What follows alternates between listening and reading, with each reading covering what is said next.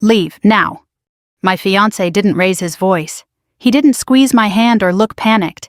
He just leaned in close enough that I could feel his breath near my ear and said it like a quiet instruction, like something that didn't need to be repeated. We were standing 10 feet from the dance floor. 5 minutes earlier, my brother and his bride had cut the cake. Everyone had clapped. My mother had cried.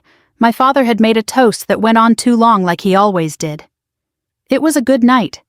A simple, honest, small-town kind of wedding in Lancaster County.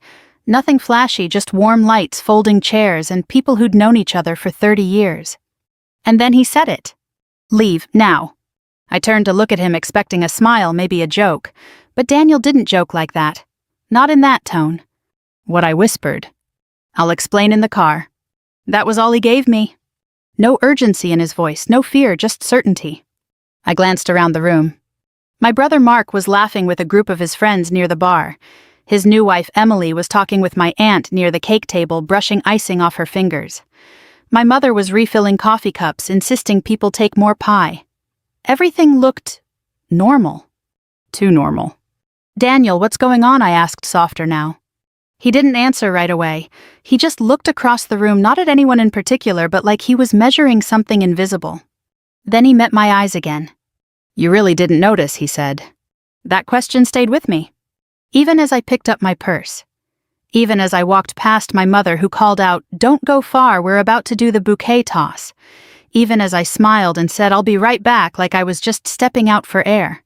Daniel didn't touch me as we walked out. He didn't rush me either. But he stayed close, just close enough that I felt guided. Outside, the night air was cool, the kind of late September evening that carries the smell of dry leaves and distant wood smoke. The parking lot was half full, gravel crunching under our steps. He opened the passenger door for me. I got in. Still, he said nothing. The silence stretched as he walked around the car, got in, and started the engine. No radio, no small talk, just the low hum of the tires as we pulled onto the county road. I waited. 5 minutes passed. 10? Finally, I said, "Daniel, you're scaring me." He kept his eyes on the road. "Good," he said quietly. "That means you're paying attention." That wasn't like him. Daniel was calm always, thoughtful, measured. In the 2 years we'd been together, I'd never seen him rattled. He worked in government analysis, or at least that's what he'd told my parents. I knew better than to ask too many questions. But I also knew he wasn't dramatic. Which meant this, whatever this was real. "I need you to think back," he said. "Tonight, the reception. I've been thinking about it since we left." "No," he said, "not like that. Slow down, think about the people, the details." I leaned my head back against the seat. The reception hall. The lights strung across the ceiling. The old wooden floors that creaked when people danced. Mrs. Carter from down the street bringing her famous apple pie. My cousin Luke trying to fix the speaker system. It was all so ordinary. "I don't know what you want me to say," I admitted. He exhaled softly. "That's what I was afraid of." The road curved past a row of cornfields, now just dark silhouettes under the moonlight. I watched them pass, feeling something tighten in my chest. "You're going to have to tell me something," I said. "You can't just pull me out of my brother's wedding and expect me to sit here quietly." He nodded once. "I'm not asking you to sit quietly," he said. "I'm asking you to stay safe." "Safe? From what?" I turned in my seat facing him. "My brother is inside that building," I said. "My parents, my whole family. If something's wrong." "If something's wrong," he interrupted gently, "being there won't help them." That stung more than I expected. What does that mean? He didn't answer right away. Instead, he slowed the car as we approached a stop sign, then turned onto a quieter road, one that led away from town. "I noticed 3 things tonight," he said finally. I held my breath. First, he said there was a man near the back wall, mid-50s, gray suit, didn't eat, didn't drink, didn't talk to anyone. I frowned. "I don't remember anyone like that." "That's the point," he continued. "Second, your brother checked his phone 12 times in under 20 minutes, always stepping away when he did." "That's not unusual," I said. "He's always been—" "Not like that," Daniel said. "Not at his own wedding." I fell silent. He was right. Still. "And third?" I asked. He hesitated. "Your sister-in-law," he said, "Emily." "What about her?" "She's not who she says she is." The words landed heavier than anything else he'd said. That's not funny, I said, my voice sharper now. I'm not joking. You've met her twice. I've observed her longer than that. I stared at him. What are you saying? I asked slowly. He finally glanced at me just for a second. I'm saying he said that tonight wasn't just a wedding. The car rolled forward into the darkness ahead. It was a setup. My hands went cold. For a moment I couldn't speak. All I could see was my brother's face laughing by the bar, my mother wiping her eyes, my father raising his glass. Normal? All of it had looked so normal. You're wrong, I said, but it came out weaker than I intended. I hope I am, Daniel said quietly. Neither of us spoke after that. The road stretched on empty and silent. And somewhere behind us, the lights of the reception hall grew smaller and smaller until they disappeared completely. I didn't know it yet. But that was the last moment my life felt simple. We didn't go home right away. Daniel drove another 10 minutes past the edge of town before pulling into a small gas station that sat alone at the corner of two empty roads, the kind of place that stayed open all night because truckers needed coffee and somewhere to stretch their legs. He parked under a flickering light. The engine idled for a moment before he shut it off. Still neither of us moved. You can call your mother, he said at last. Just don't tell her where you are. I blinked at him. That's your advice. It's the safest option right now. I stared down at my phone in my lap. For a long moment I didn't touch it, because something in me already knew if I called I wouldn't get a straight answer. Still I pressed her name. It rang twice. Sweetheart, my mother said, her voice a little too bright. Where did you go? We were just about to... I stepped out, I said. I needed some air. A pause. You left the reception, she asked softer now. Just for a bit. Another pause.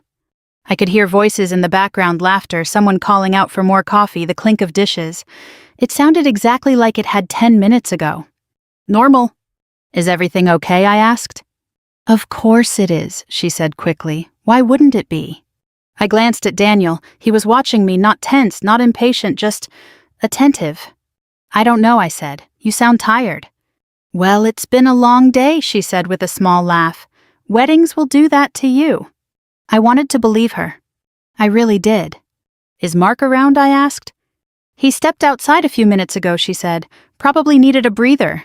You know how he gets. My chest tightened. Outside. Did he say where he was going? I asked. No, honey, just outside. Why? I swallowed. No reason, I said, just checking. Well, don't stay out too long, she said. Your father wants to do one more toast. I'll be back soon, I said automatically. But even as I said it, I knew I wasn't going back. Love you, she added. I love you too. I ended the call and set the phone down slowly. She doesn't know, I said. Daniel nodded once. Or she does, he said, and she's pretending she doesn't. That hit harder than anything else. My mother doesn't lie, I said. He didn't argue. He just let the silence sit between us. After a moment, I leaned back in my seat and closed my eyes. Okay, I said, let's go through it again. He didn't speak. He didn't need to. I could feel him listening. The man in the gray suit, I said slowly. Where exactly was he standing? Back wall, Daniel said. Near the exit. Clear line of sight to the main room. I pictured it. The hall had two exits, one near the kitchen, one near the back wall. If someone stood there, they could watch everyone come and go without being noticed. I thought he was part of the catering staff, I said. He wasn't. How can you be sure? Because he never moved when they did. I opened my eyes. That was true. The staff had been busy refilling drinks, clearing plates, moving trays. Anyone standing still that long would have stood out, if I'd been looking. But I hadn't. Okay, I said. Mark and his phone. Daniel nodded slightly. He wasn't just checking messages, he said. He was receiving updates. From who? I don't know yet. I let that settle. Mark had always been private. Even as a kid, he kept things to himself. But this was different. This is his wedding, I said. Who takes calls like that on their wedding night? Someone who's waiting for something, Daniel said. The words sent a chill through me. Waiting for what?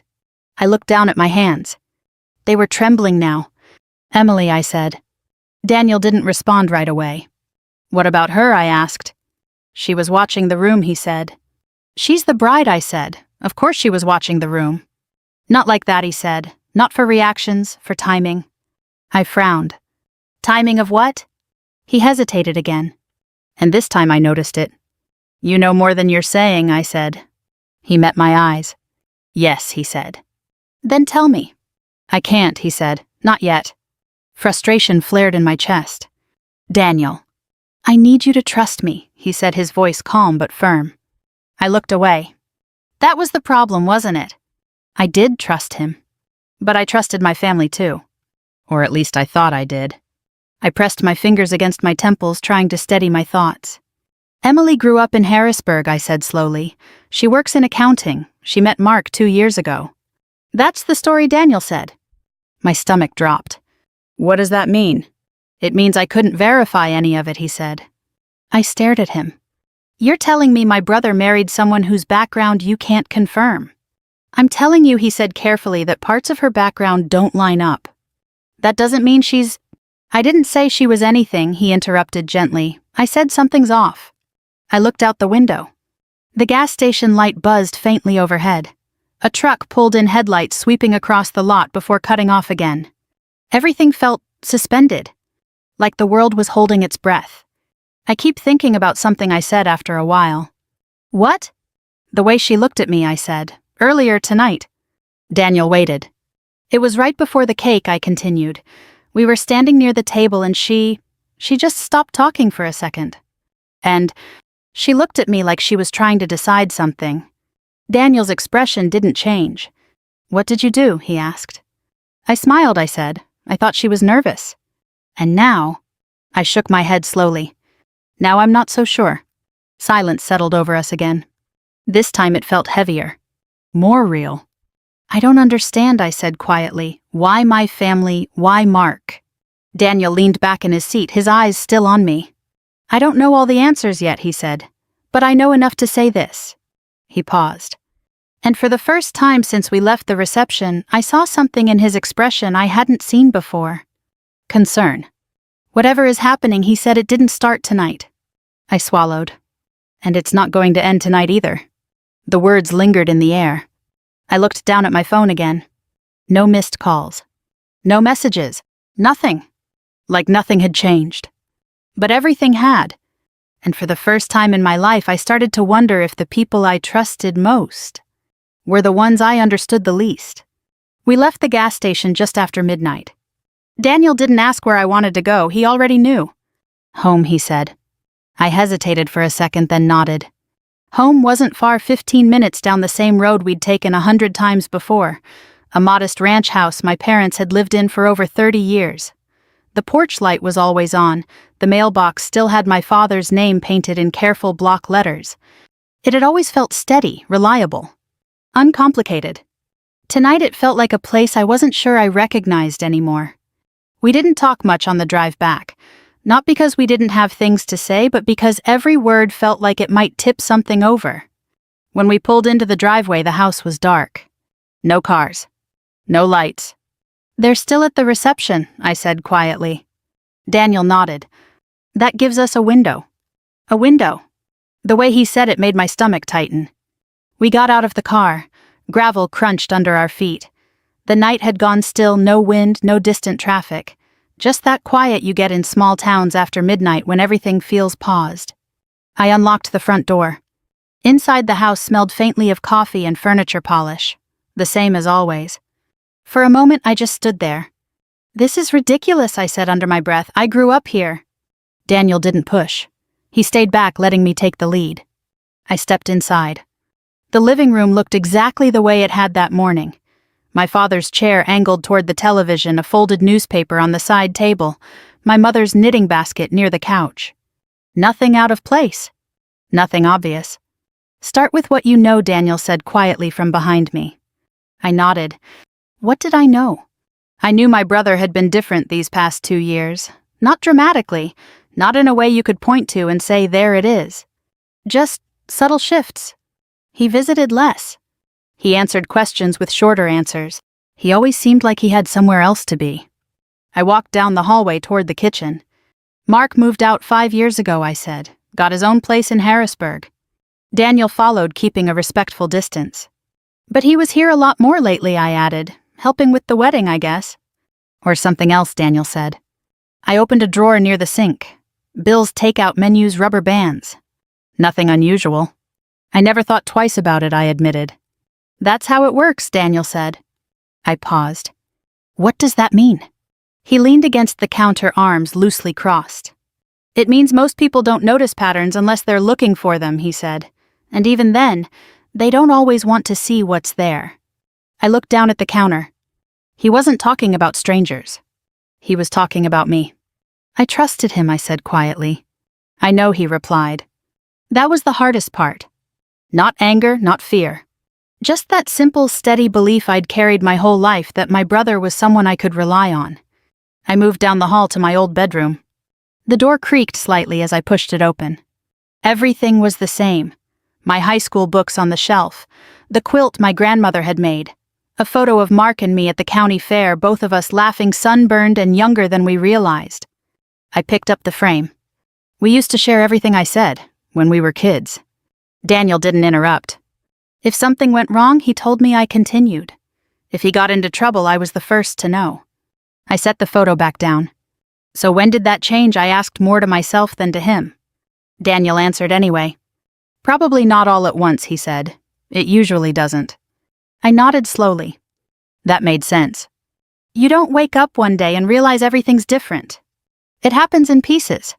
A missed call here, a half-truth there. A moment you ignore because it's easier than asking questions. I walked back into the hallway. There was one thing, I said. Daniel straightened slightly. What? About a year ago, I said. Mark asked Dad for money. For what? He didn't say, I admitted, just said it was temporary, an investment. And your father? He gave it to him, I said, no questions asked. Daniel's jaw tightened slightly. How much? I hesitated. More than we had to spare, I said. That had bothered me at the time. But I'd let it go. Because that's what families do. They trust. They don't dig. They don't assume the worst. I should have asked more questions, I said. Daniel shook his head. No, he said gently. You did what most people would do. That doesn't make it right. No, he agreed, but it makes it human. I leaned against the wall, feeling the weight of that settle in. Human. Flawed. Willing to look the other way when it's someone you love. Emily came into the picture around that time, I said after a moment. Daniel's attention sharpened. Right after I added, maybe a few months later. Did your brother introduce her? Yes, I said, at Thanksgiving. I remembered it clearly now. She'd been polite, quiet, well put together. My mother had liked her immediately. My father had said she was good for Mark. And I hadn't thought much of her at all. She didn't talk about her past much, I said slowly. I just assumed she was private. Daniel didn't respond. But I could feel the shift in the room. That was a choice, I said, realizing it out loud. Yes, he said. Not an accident. Not a coincidence. A choice. I rubbed my hands together, trying to steady myself. This doesn't make sense, I said. He's not the kind of person who gets mixed up in something like this. Daniel didn't argue. But he didn't agree either. People don't always fit the version we have of them, he said. I let out a slow breath. That's a polite way of saying I might not know my own brother. It's a realistic way, he said. We stood there for a moment, the quiet pressing in around us. Then from somewhere down the hall I heard it. A soft vibration. I turned my head. That's not my phone, I said. Daniel was already moving. The sound came again, faint but steady. We followed it to the guest room. The door was slightly open. Inside the room was dark. Daniel reached for the light switch. The room came into view. Neat bed, closed curtains, nothing out of place. But the sound, it was coming from the dresser. I stepped closer, opened the top drawer, and there it was. A phone. Not mine. Not my parents'. A second phone. It buzzed again in my hand. I stared at it. Mark left this here, I said, my voice barely above a whisper. Daniel didn't say anything. He didn't need to. Because in that moment, I understood something I hadn't been willing to admit before. This hadn't just been happening around my family. It had been happening inside it. And somehow, I'd missed every sign. The phone kept vibrating in my hand. Not a loud ring, not even a chime.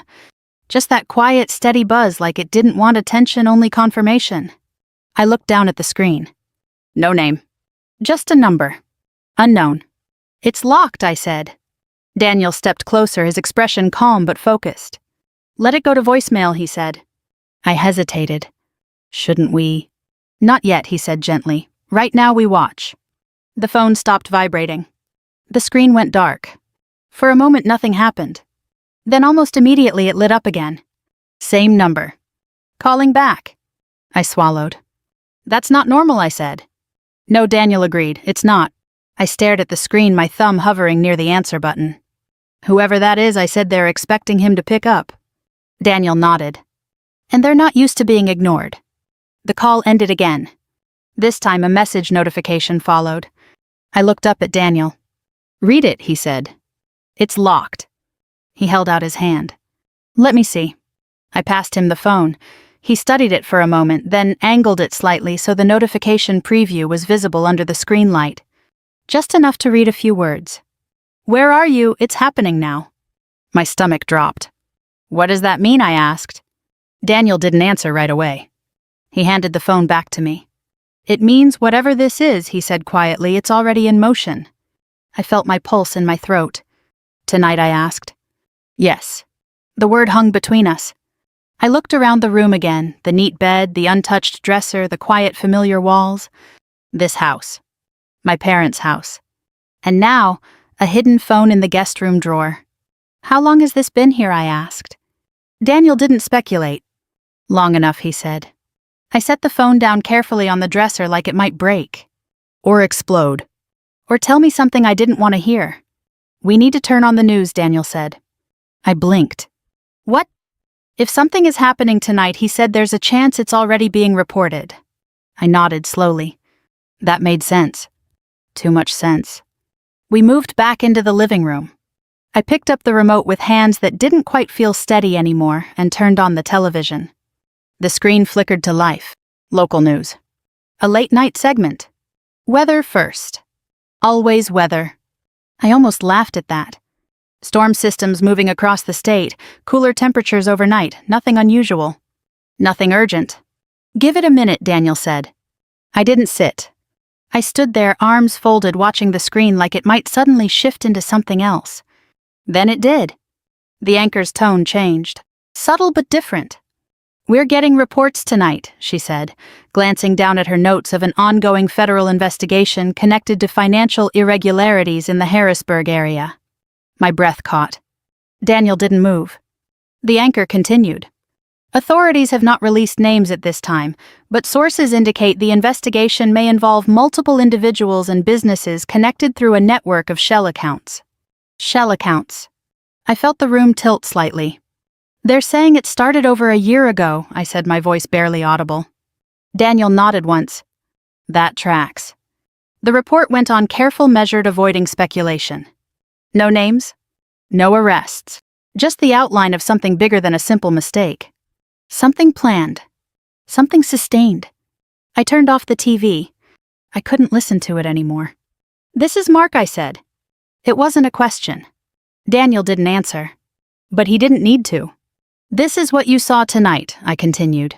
The phone, the man in the gray suit, Emily. Yes, he said quietly. I pressed my hands against the back of my neck, trying to think. Trying to breathe. My parents, I said suddenly. Do they know? Daniel considered that. I think they know part of it, he said. Maybe not all of it. They didn't say anything I said. My mother sounded normal. People can sound normal when they're protecting something, he said. That hit deeper than I expected. Protecting something. Or protecting someone. I walked to the window and looked out at the dark yard. This house had always been a place where things were said out loud, where problems were talked through even when it was uncomfortable. Or at least that's what I'd believed. When did it start? I asked. Daniel stepped closer, but not too close. Probably small, he said. Something that didn't seem like a big deal at the time. Like borrowing money, I said. Yes. Or not asking questions. He didn't respond. But the silence said enough. I turned back toward him. You said tonight wasn't just a wedding, I said. That it was a setup. He nodded.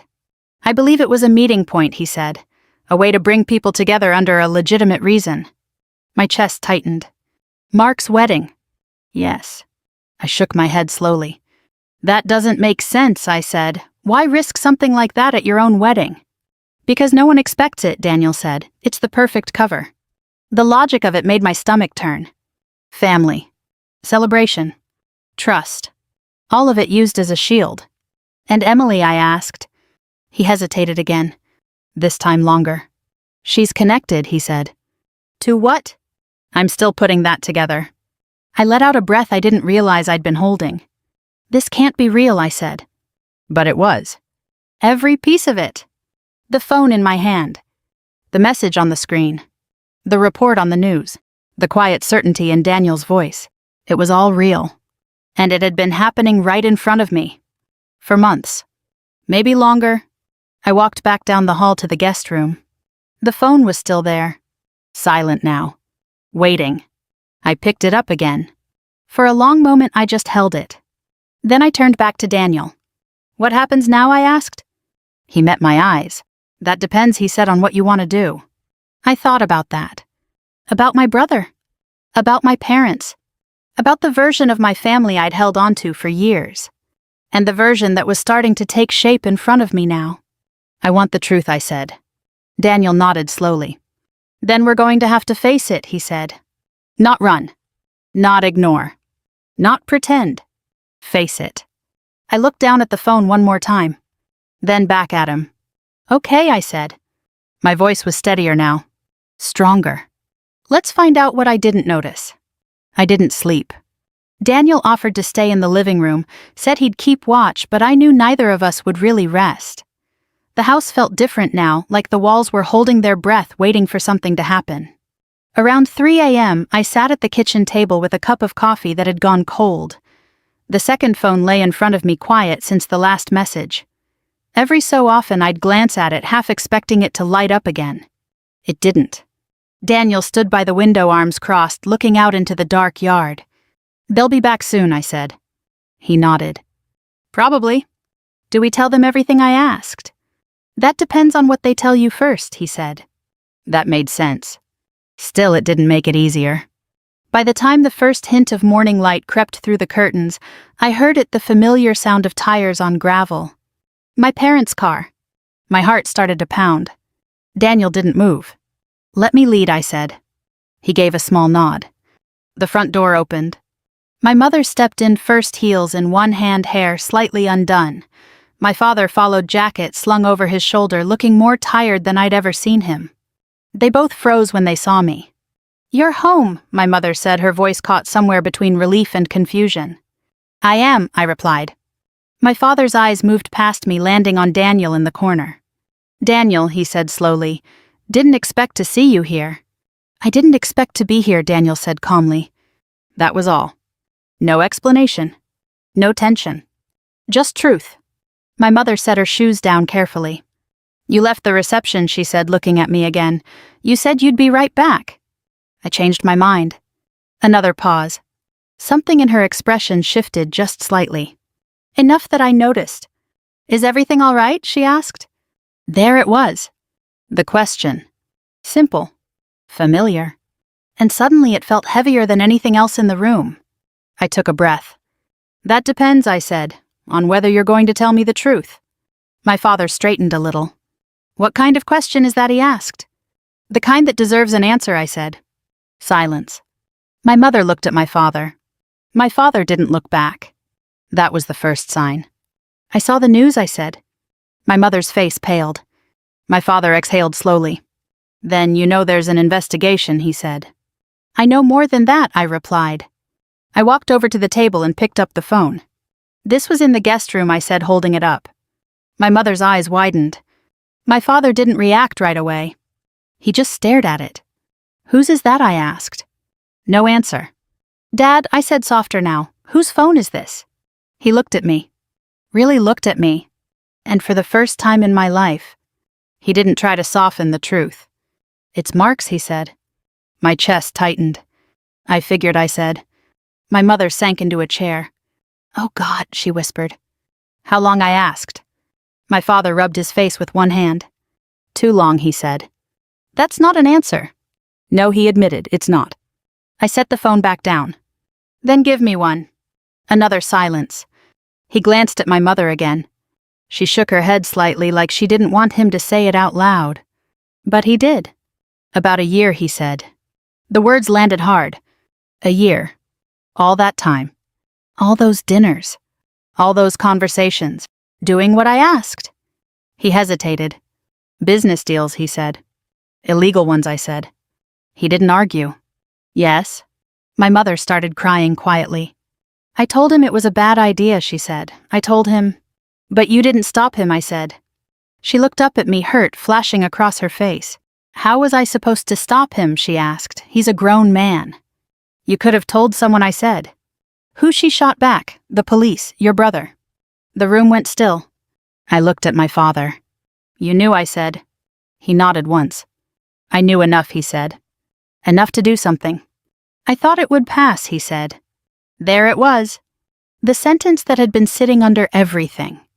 The one Daniel had predicted without even hearing it. We thought it would pass. I let out a slow breath. That's not how this works, I said.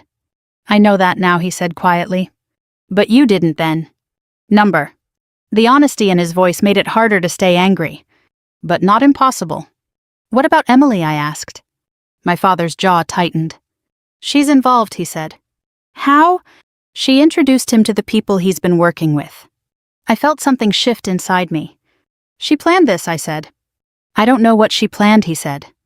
But she's not who she said she was. I looked at my mother. You knew that too. She shook her head quickly. No, I swear I didn't know she said. I didn't ask. That hurt in a different way. Not deception. Avoidance. I thought if I stayed out of it, she said, tears running down her face, it wouldn't touch us. I nodded slowly. I thought the same thing, I said. Silence settled over the room. Heavy. Real. Where is he? I asked. My father hesitated. Then he answered, I don't know. I studied his face. He wasn't lying. For once there was nothing hidden there. Just exhaustion. And regret. I'm going to find him, I said. My mother shook her head immediately. No, you're not, she said. You're not getting involved in this. I'm already involved, I replied. You don't understand what this is, she said. I understand enough, I said. Daniel stepped forward slightly. Not interrupting. Just present. That's not what worries me, he said calmly. I turned to him. What does... You still think this is about what your brother did, he said. I frowned. It is. He shook his head slightly. It's also about what everyone else chose not to do. The room went quiet again. Because he was right. This wasn't just about Mark. It was about all of us. What we saw. What we ignored. What we told ourselves was probably nothing. I looked at my parents. Really looked at them. Not as the people who raised me. But as people. Flawed. Human. Afraid. I'm not going to pretend this didn't happen, I said. My voice was steady now. I'm not going to look the other way. My father nodded slowly. I wouldn't expect you to, he said. My mother wiped her eyes. Just be careful, she said. I picked up the phone again. I will, I said. But for the first time since this all started, I knew something for certain. Careful wasn't the same as silent. And I was done being silent. Morning settled in slowly. The kind of pale, quiet light that makes everything look softer than it really is. My mother stayed at the kitchen table holding her coffee but not drinking it. My father stepped outside for a while, pacing the yard the way he used to when he had something heavy on his mind. Daniel and I sat across from each other. Neither of us spoke for a long time. The second phone lay between us. It hadn't lit up again. That's not a good sign, I said finally. Daniel shook his head. No, he said, it usually means things have moved forward. Moved forward. That phrase had a way of sounding calm and controlled.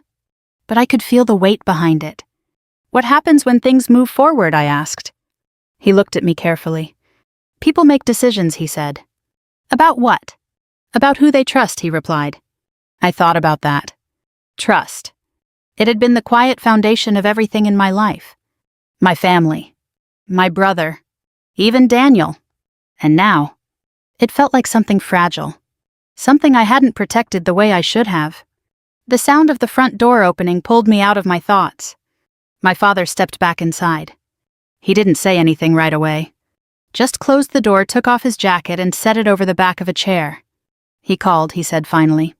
My heart jumped. When? A few minutes ago. Mark. He nodded. My mother looked up sharply. What did he say? She asked. My father hesitated. He asked if anyone had been to the house. I felt Daniel's attention shift beside me. What did you tell him? I asked. The truth, my father said. I said you were here. My breath caught. Dad.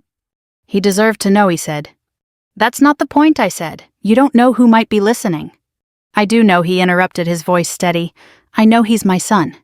The room went quiet again. Daniel didn't step in. He let it play out. Did he say where he was? I asked. My father shook his head. No, but he said something else. What? He looked at me. He said you shouldn't get involved. I let out a short breath. That's not his decision. No, my father said quietly, it isn't. My mother pressed her hand against her mouth. He's scared, she said. I shook my head.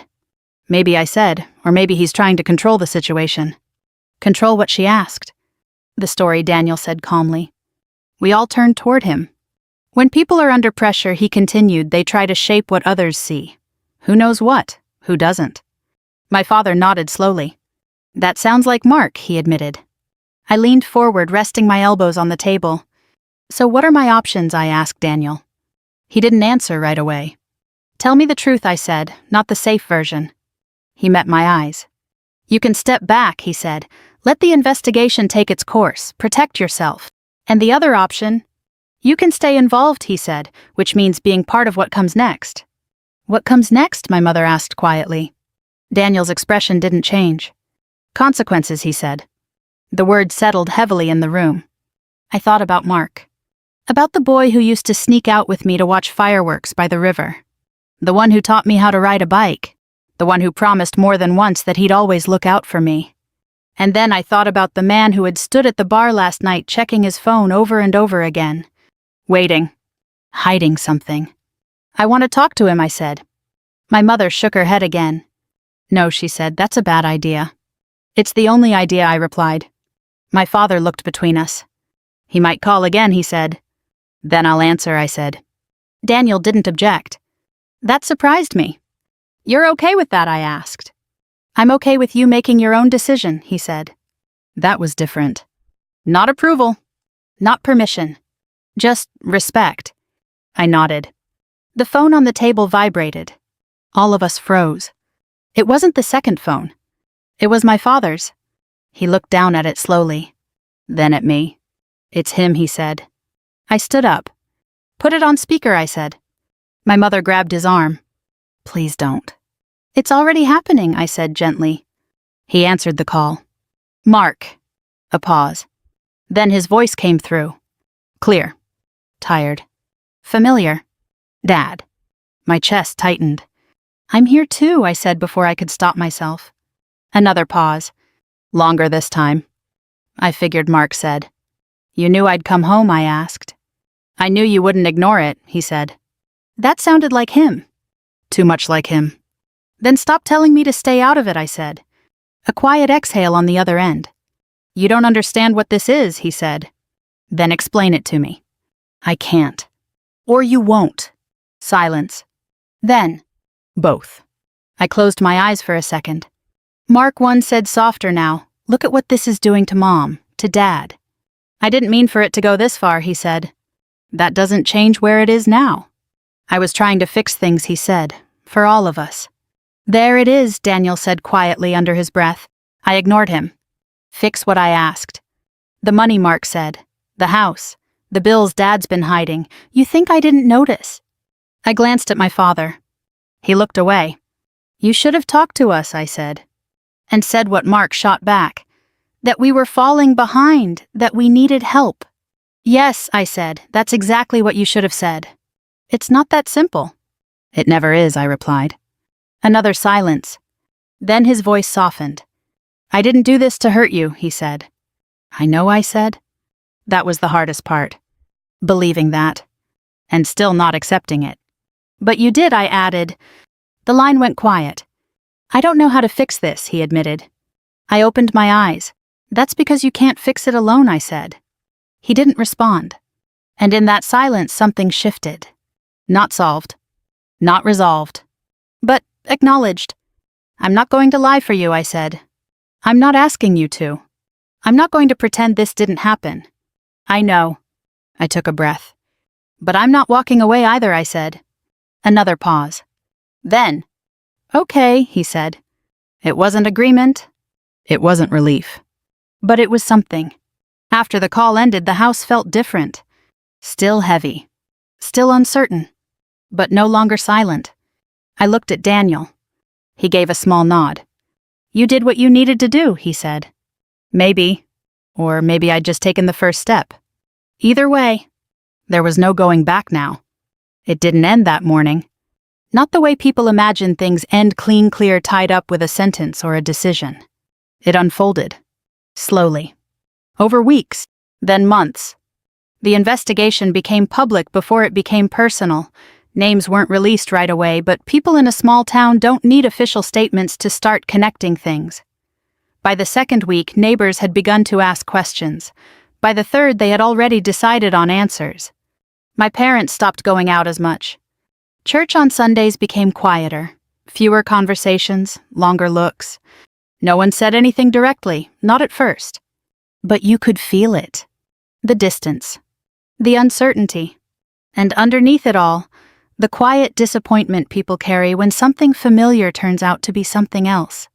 Mark turned himself in 10 days after the wedding. I didn't go with him. That was his choice. But I spoke to him the night before. We kept it simple. No accusations. No raised voices. Just truth. I wish you'd told me, I said. I wish I had, he replied. There was nothing left to argue about after that. Emily disappeared before any official statement mentioned her name. No one in town had seen her leave. No one knew where she went. Just like that, the person who had smiled beside my brother at the cake table was gone. It took time for that to sink in. Not the fact that she left, but the fact that she had never really been there in the way we thought she was. Daniel never said I told you so. He didn't need to. He stayed steady through it all, quiet, observant, letting me ask questions when I was ready and stepping back when I needed space. That mattered more than anything he could have explained. Some nights we'd sit on the porch outside my parents' house, the same one where I used to watch fireflies as a kid. And we'd talk. Not about the investigation. Not about the details. But about people. About how easy it is to miss things when you're not looking for them. And how hard it is to accept them when you finally are. I keep thinking about that night I told him once. The wedding. I nodded. I replay it in my head, I said. Every moment, every conversation, trying to find the exact second where I should have known. And do you, he asked. I shook my head. No, I said, because it wasn't 1 second. He didn't respond. He just let me keep going. It was 100 small ones, I said. Things that didn't seem important at the time. Things I explained away. I looked out into the yard. I thought not noticing meant I was trusting my family, I said. And now, he asked. I let out a slow breath. Now I think not noticing was just easier. The words felt heavy, but also honest. Inside the house, my mother moved around the kitchen. My father sat at the table reading the paper again like he always had. Some things hadn't changed, but the way we spoke to each other had. There were fewer assumptions now. More questions, more answers, even when they were uncomfortable. Mark called once a week. From where he was, conversations had to be brief, measured. But they were real. I should have stopped, he said during one call. Why didn't you? I asked. Because no one made me, he said. That stayed with me. Not as an excuse, but as a truth. We don't always become who we are on our own. Sometimes it's shaped by what the people around us allow, or ignore, or choose not to see. A few months after everything settled into its new normal, Daniel and I drove back past the reception hall. It looked smaller than I remembered. Quieter. Like it had returned to being just a building again. Do you regret leaving that night, he asked. I thought about it. About my mother calling after me. About the music still playing inside. About my brother laughing by the bar. I regret not seeing things sooner, I said. But leaving, he asked. I shook my head. No, I said. Leaving gave me the chance to understand. He nodded. That was enough. Before we drove away, I looked at the door one more time. And I remembered his voice. Leave, now. At the time, it felt like a warning. Now.